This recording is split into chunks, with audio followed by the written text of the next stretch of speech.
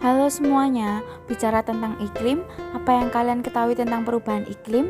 Apakah kalian ingin mengetahui lebih lanjut tentang apa itu perubahan iklim dan bagaimana penanganannya? Yuk simak video pembahasan kami, enjoy!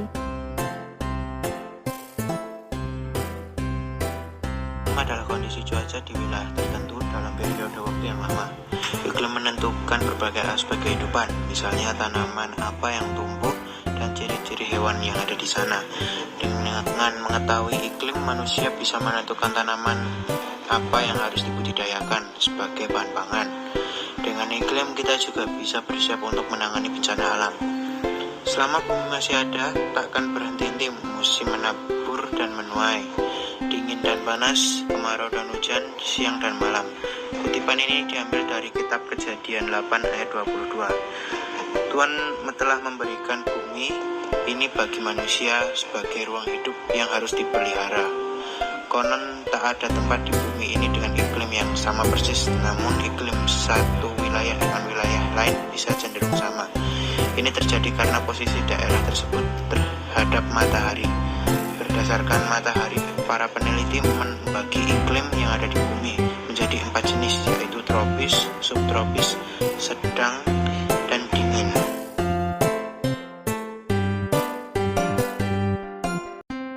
Perubahan iklim disebabkan baik secara langsung atau tidak langsung oleh aktivitas manusia, sehingga mengubah komposisi dari atmosfer global dan variabilitas iklim alami pada periode waktu yang dapat diperbandingkan.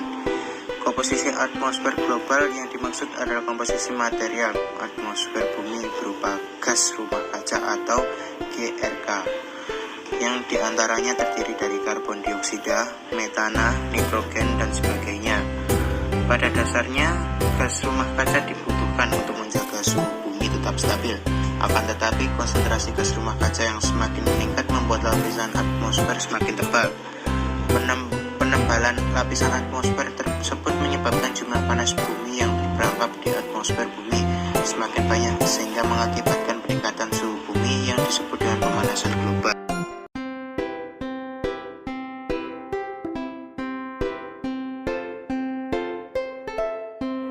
TBB's national goal is to take rapid action to tackle climate change.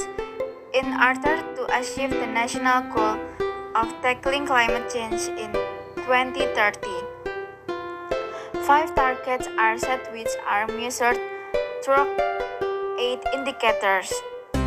This target consists of disaster risk reduction, reduction of victims due to disasters, and climate change adaptation and mitigation. Efforts made to achieve these targets are described in policies, programs, and activities to be carried out by the government and non-government.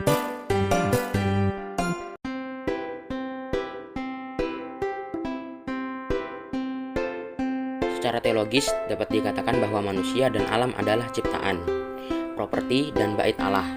Semuanya itu berada dalam suatu hubungan perjanjian dengan Allah. Barang siapa yang merusak alam, maka ia merusak hubungan perjanjian itu. Krisis lingkungan hidup yang dialami manusia pada masa sekarang merupakan akibat langsung dari kurang pedulinya manusia terhadap pengelolaan lingkungan hidup mereka sendiri. Perilaku manusia yang mengakibatkan kerusakan alam antara lain membuang sampah di sembarangan tempat seperti di aliran sungai, membakar hutan untuk pembukaan lahan pertanian, membuang limbah berbahaya ke dalam sungai yang mengakibatkan air sungai menjadi tercemar. Pada dasarnya, perubahan iklim secara besar-besaran dipengaruhi oleh aktivitas-aktivitas manusia. Contoh kegiatannya adalah menggunakan kendaraan bermotor yang menyebabkan polusi udara yang berlebihan sehingga membuat iklim di seluruh dunia berubah menjadi iklim ekstrem. Perubahan iklim tidak hanya terjadi di Indonesia. Hal tersebut terjadi karena pemanasan global yang terjadi di berbagai bagian dunia.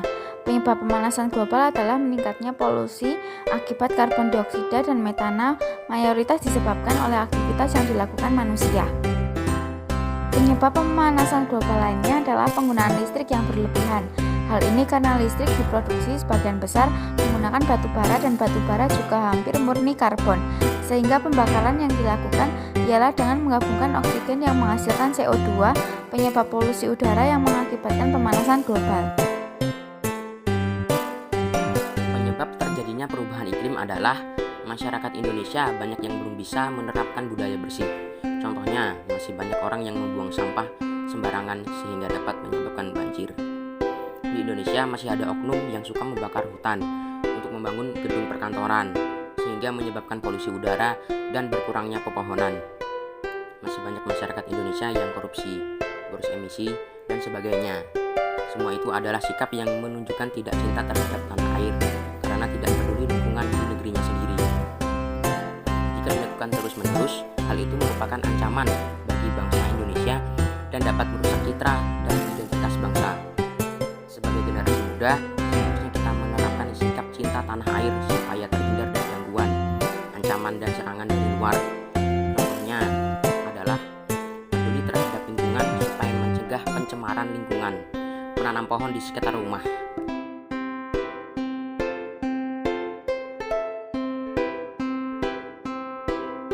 Perubahan iklim di dunia tidak jauh dari ulah manusia yang tidak menjaga apa yang telah diciptakan Tuhan. Beberapa contoh dampak negatif perubahan iklim adalah gagal panen, cuaca ekstrim, dan meningkatnya wabah penyakit. Hal lain yang terjadi adalah menurunnya kualitas air. Terlalu tingginya curah hujan akan mengakibatkan menurunnya kualitas sumber air. Selain itu, kenaikan suhu juga mengakibatkan kadar klorin pada air bersih. Perubahan iklim menyebabkan banyak masalah lingkungan. Misalnya gelombang panas yang meningkatkan suhu udara secara ekstrim dan hujan lebat yang sering sekali terjadi. Pemanasan global terasa semakin nyata. Tak hanya harus bersiap menghadapi berbagai ancaman kesehatan, masyarakat di seluruh belahan dunia juga mesti bersiap menghadapi berbagai bencana alam sebagai dampak dari perubahan iklim. Berdasar sebuah studi yang dirilis dalam jurnal The Lancet Medical, perubahan iklim saat ini telah membuat bumi semakin panas dan mengakibatkan berkurangnya persediaan makanan serta meningkatnya bencana banjir dan kebakaran. Begitu pula dengan polusi udara yang semakin bertambah. Yuk intip dampak perubahan iklim di dunia. Yang pertama, daerah perkotaan di berbagai belahan dunia dilanda bencana banjir. Kedua, perubahan iklim membuat pertumbuhan terumbu karang baru di Great Barrier Reef mengalami penurunan 89%. Tiga, bendungan The Waters Club di Afrika Selatan mengalami kekeringan parah. Keempat, banjir dari Sungai Gangga di Allahabad, India membuat banyak orang kehilangan hunian. Yang kelima, penampakan bagian hutan Amazon yang terbakar. Keadaan cuaca ekstrim akibat krisis iklim ternyata memiliki pengaruh buruk terhadap operasional pembangkit listrik. Curah hujan tinggi, cuaca panas, dan petir dapat mengganggu transmisi serta distribusi jaringan listrik yang bisa menimbulkan pemadaman listrik. Cuaca buruk dan krisis iklim menghambat rantai suplai listrik, termasuk pembangkit listrik, transmisi, dan distribusi tenaga listrik yang akhirnya mempengaruhi operasi PLN dan para konsumen listrik di Indonesia. Pada musim kemarau berkepanjangan adalah kondisi yang sangat baik bagi perkembangan bakteri, virus, jamur, dan parasit karena kelembapan udara pada musim kemarau cukup tinggi. Mikroorganisme tersebut tumbuh dengan sangat subur dan dapat bertahan hidup lebih lama. Kondisi ini menyebabkan penyakit yang berhubungan dengan bakteri dan udara semakin banyak terjadi, seperti penyakit kulit akibat jamur.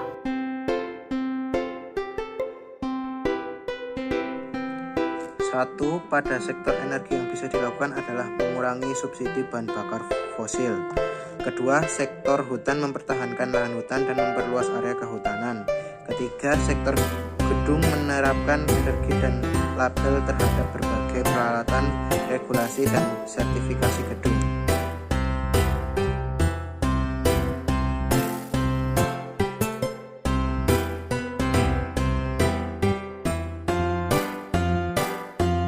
Perubahan iklim bisa terjadi karena faktor alam maupun faktor berbagai aktivitas yang dilakukan manusia. Allah telah memilih kita sebagai partner kerjanya untuk membantu menjaga alam kita. Alam yang indah, bumi yang indah untuk dapat dijaga dan dilestarikan.